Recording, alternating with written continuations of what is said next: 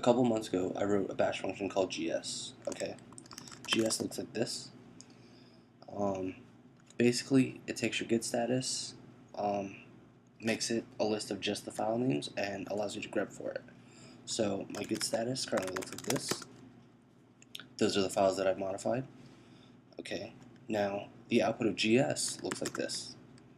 Basically the same thing without, the M for modified or A for added. Okay. Now, like I said, gs also takes one argument, which is a search pattern. So with gs, I can list only the views,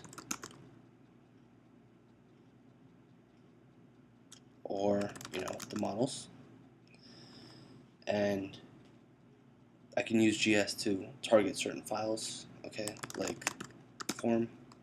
Okay. Now, once you have these files targeted, you can combine gs with other Unix commands to do some pretty useful things. Okay, like for example, let's say I want to open each of the views in Vim in a vertical split. Okay,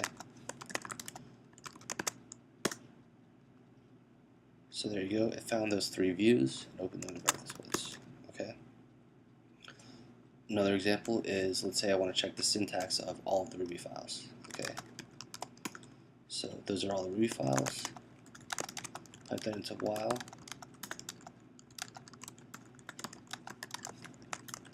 Check the syntax.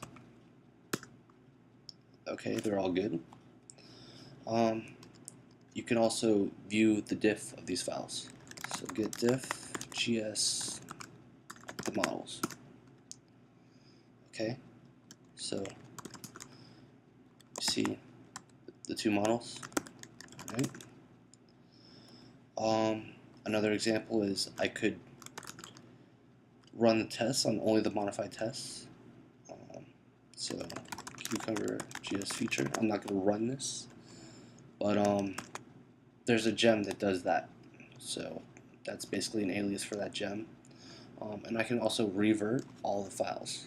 So I can git checkout gs, and now there are no files in my git status.